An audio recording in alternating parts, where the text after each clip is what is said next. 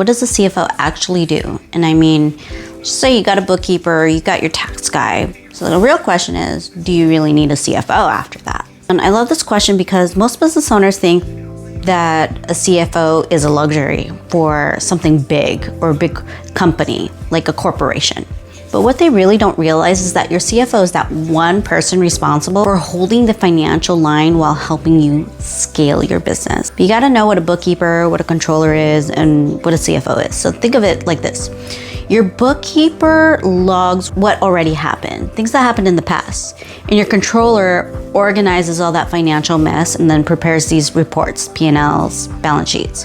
Then your tax pro just makes sure that Uncle Sam gets paid, the taxes are filed. Now your CFO, they look ahead. They build your strategy. They catch your blind spots. They challenge your assumptions and your decision making on what you're gonna do with the business. So I had this one real estate investor doing $3.2 million in revenue.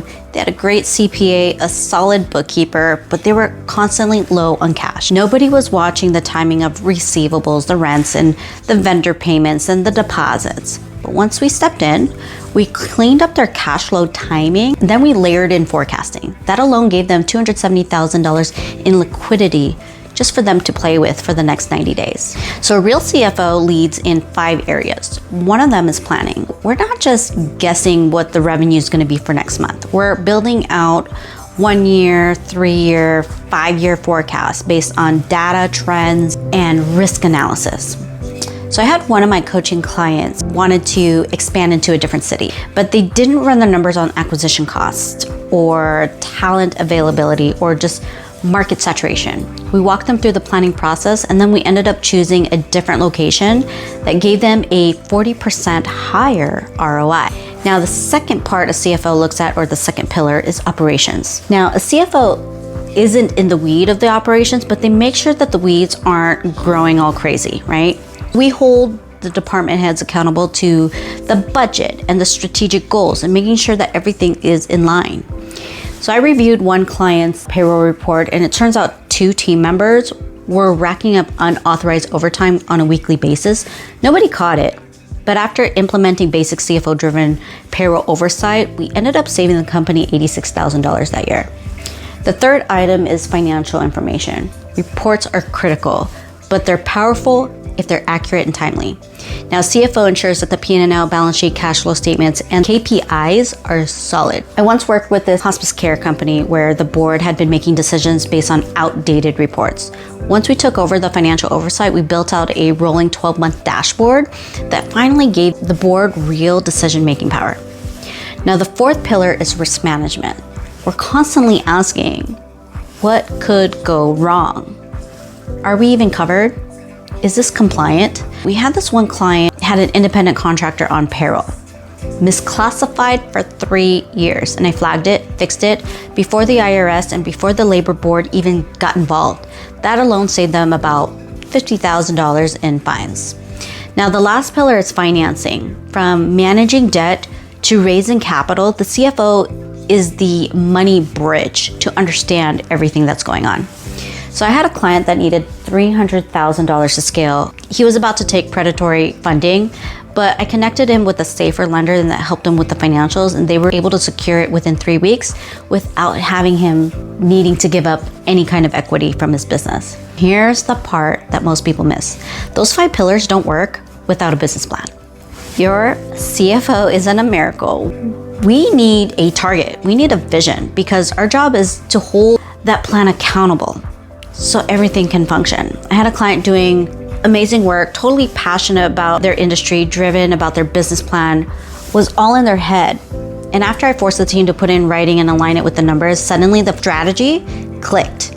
They bought in, the momentum happened, they started to scale intentionally. And they have to have the right relationship though. This is where the most critical relationship in the company is a CEO, is where they do all the visionary items. They dream big, they chase opportunities. The CFOs, we ask all the hard questions. Can we afford this? What's the return? What's the risk? Who's responsible for the outcome, right? And here's the thing, a CFO needs to be able to tell a CEO no. True story. I had this client who wanted to do a full rebrand on new logo, new website, the works, right? The budget, $120,000. And I ran the numbers again and says, we can't afford that right now without pausing payroll for a good 3 months. He didn't like it, but he respected it. And we scaled back the project, preserved the cash flow, and ended up relaunching with twice the impact and 6 months later. I have another example of a CEO wanted to expand to another location just to beat the competitor to the market. But the numbers just didn't add up. It was just too risky. So I said no. They were mad about it. They whined about it. They cried about it. But 8 months later, that same competitor ended up shutting down. So to me, I felt like we dodged a bullet. That relationship is all built on trust. And knowing your CFO isn't just about your numbers person. They're basically your reality check when you are over your head. And a good CFO is the translator between operations and decision makers. We report to not only the CEO, but the board of directors, the audit committee, the lenders, the investors, and we don't overwhelm them with data, right? We give them clarity. Let me give you an example.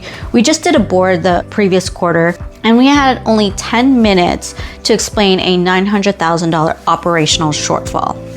Instead of dumping spreadsheets, I gave them a one-page visual that actually showed them the gap, the cause, and how to fix it. They approved our plan on the spot. So if your CFO can't do that, you don't have a strategic partner. You have a financial tech. A CFO also handles compliance, internal controls, making sure they're not leaking money or setting themselves up for failure or an audit nightmare. I came into this one company where the same person was writing checks and reconciling the bank account. Total red flag. We split the duties, we set up the approvals, and then within 2 months, we uncovered $12,000 in misclassified expenses. Another client had no formal record retention policy. We set that up to meet the IRS standards just in time for an actual audit, and guess what? 0 penalties. Now, let's talk about money movement. Are vendors paid on time? Are we optimizing these receivables? Are we on good terms? Are we even ready to scale? The CFO monitors all of that. They're the lifeblood of the business transactions. I helped this one client implement a net 15 vendor system with automated reminders. And guess what the result was?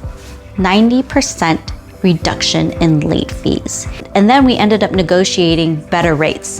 Another client wanted to hire 5 new people, but they hadn't even reviewed the current labor productivity, and then we ended up running a per hour revenue analysis and realized they couldn't increase profitability by 23% just off of the 2 hires. What does the CFO actually do?